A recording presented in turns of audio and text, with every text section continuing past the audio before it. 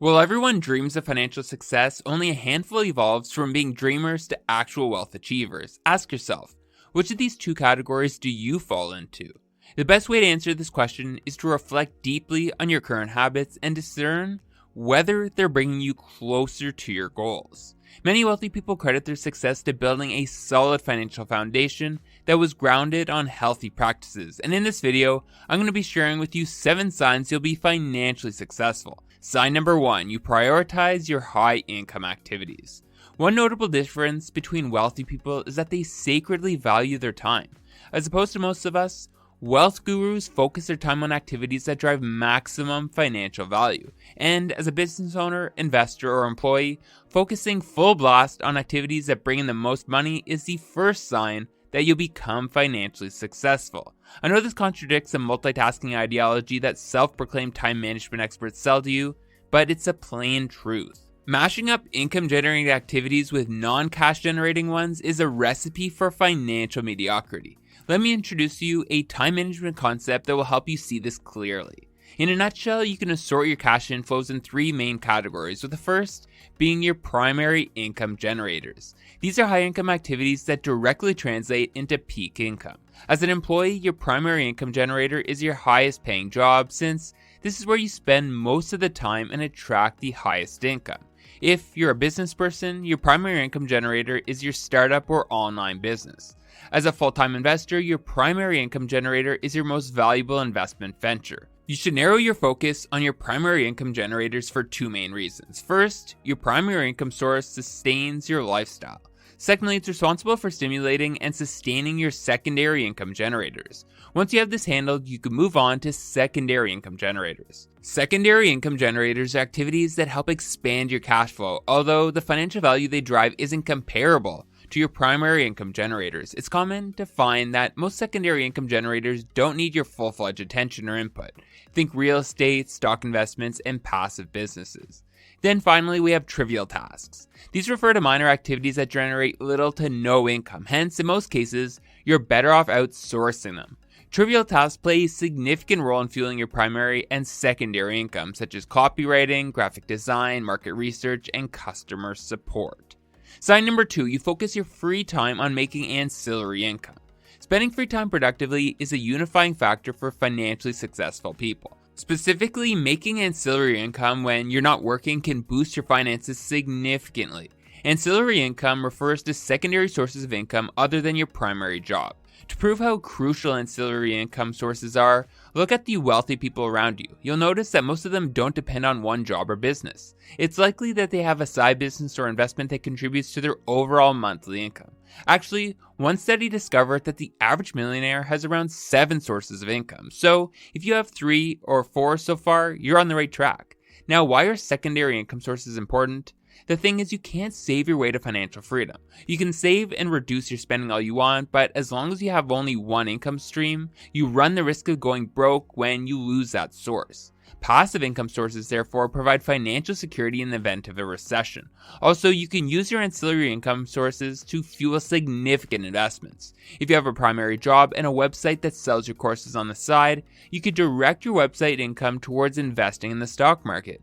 You'll achieve your financial goals faster compared to when you entirely depend on your job. With that said, some of the best sources of ancillary income include stock market dividends, capital gains, interest from high-yield savings accounts, or royalties. Sign number 3, you are constantly increasing your financial IQ. Do you consider yourself financially savvy? Perhaps you're the only person that people approach for any form of financial advice. Here's some good news. Financial aptness is a telltale sign that you're meant for financial greatness. The truth is, one of the reasons why many people fall behind financially is that they lack financial intelligence. In fact, making money isn't hard at all. What's challenging is making this money work for you while evading the traps that come with increased income. To prove this, look around you. How many people hold well-paying jobs, yet they're either broke or saddled in debt? How many middle-class households live paycheck to paycheck? They're quite a number for sure, and it's not because they don't earn enough money. In reality, the root cause of their financial stagnation is that they're financially dumb. They're dumb because they're clueless about managing money, hence, they are stuck on a monthly salary. To avoid going down a similar path, it's best to sharpen your financial IQ. As expected, Those with high financial IQs know how to draft realistic budgets. When you budget, you're less likely to overstretch your income or waste money since you allocate every coin towards a need. A reasonable budget should channel at least 30% of your income towards savings, and these savings should cater to your investments. As you can see, financial IQ is the most critical asset for any wealth building journey. However, don't confuse financial IQ for formal education. While a college degree may place you in a strategic position for securing employment, it's not a guarantee that you can handle money tactfully. Some good habits that can help sharpen your financial IQ include reading money-oriented books, tracking your spending, and working with professional financial planners. Sign number 4, you understand the opportunity cost of saving money. While saving money can make a difference in your net worth, restricting your focus on your savings will cost you a fortune. In the long run, having lots of savings isn't a determinant of achieving financial success. When you save without investing, you're limiting your financial growth to the mediocre interest rates that come with most savings accounts. For instance, let's assume you put $10,000 in a saving platform that yields 1% interest today. 1 year from now, your money will have accumulated to $10,100 or $10,000 plus $100 interest you earn. To be honest, this is peanuts compared to what you would have gained if you chose to invest this amount in the stock market. Currently, the average annual rate of return in the stock market is about 10%. This means that if you had invested $10,000 in an S&P 500 index fund with a rate of return of about 10%, your money would have accumulated a profit of $1,000. As seen in our comparison, by choosing to save money in a low-interest savings account, you missed out on $900, which is the opportunity cost in this scenario. The takeaway here is that as you save money, the end goal should be to invest the funds that generate significant returns. Sign number 5, you don't gamble, you invest. There's a thin line between gambling and investing, and those who know where to draw this line have a fat chance of scoring big with their finances. These concepts become even more confusing when you hear people using phrases such as, investing is a gamble. But is it really?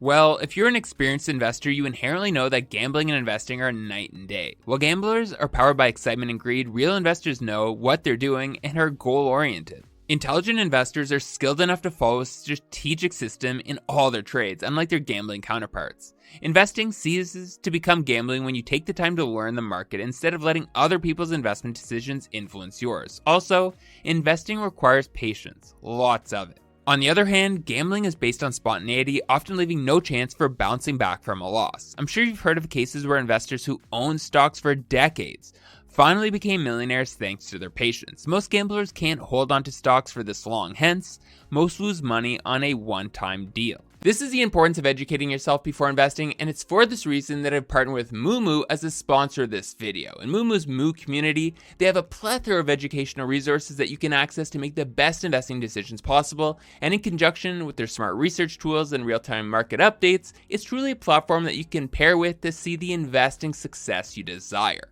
Not to mention, Moomoo was also mentioned as one of the best trading platforms and brokers by Benzinga, and to top things off, once you're signed up with them, you can trade commission-free if you're a US resident and are trading in US markets. Now, I know what you're thinking, what else does Moomoo have to offer? And the answer is a ton. The Moomoo app has cool, professional tools without being too scary or intimidating. Whether you're a new or experienced investor, Moomoo offers customizable features from the ability to easily assess a company's financial data analyst ratings all the way to advanced charts and detailed stock analytical tools. But what you'd probably be most interested in is their current offer whereby if you open up an account and deposit just $1, you'll get 2 free stocks worth up to $3,500 each and a free stock of NEO at its current market price. I mean, this is basically free money, so use the link I left down below in this video's description and claim your free stocks today. The bottom line is, while gambling involves sheer luck, investing leans on a combination of 3 things: financial skills, emotional intelligence, and of course, luck. Sign number 6, you avoid debt unless it makes you money. Debt is a burden that can slow your journey to financial success. Once you master financial discipline, you'll know how to budget your money and live below your means, saving you from unnecessary borrowing. However, one question that's worth asking is this: is debt always a bad thing? The answer is, it depends. It depends on the reason behind the borrowing. If you're taking a loan to purchase a depreciating asset like a car, then yes, this type of debt is wrong and deserves to be treated as an enemy. If on the other hand, you're borrowing to purchase an appreciating asset, grow a business, or pay off high interest debt, don't fret. You're actually on track to becoming the next millionaire in town. Unfortunately, delineating good debt from bad debt is often not as simple as you may expect. Some forms of debt are perceived as being good, yet the returns they bring in don't match the cost of servicing said debt. A good example are student loans. If you're graduating into an uncertain job market that's laying off more people than it's hiring, I highly doubt you'll be able to keep pace with the interest rates in your student debt. So what's the best parameter for deciding between good debt and bad debt? The only way is to ask yourself whether the benefits are worth the burden that comes with the debt. If it's a business, don't borrow a massive amount for a new business. You can't be sure your business idea will generate profits before you test your idea in the market. If you incur losses, you have to pay back the loan with interest despite not gaining anything from it. As for student loans, it's wiser to borrow for a student loan if you intend to pursue a fast-growing career path, or if you're paying half of your tuition fees by yourself. The bottom line is, uncontrolled borrowing of either good or bad debt will land you in a ditch, but when used properly, it can be a tool you can employ to aid in your quest for greater wealth. Sign number 7, you spend money for yourself and not for others. Anyone that breaks free from the chains of public perception is destined for success. If you look around, you'll come across specific individuals that spend money to please others. There's even a term for it, which is keeping up with the Joneses, and it better describes the habit of spending money due to external pressure.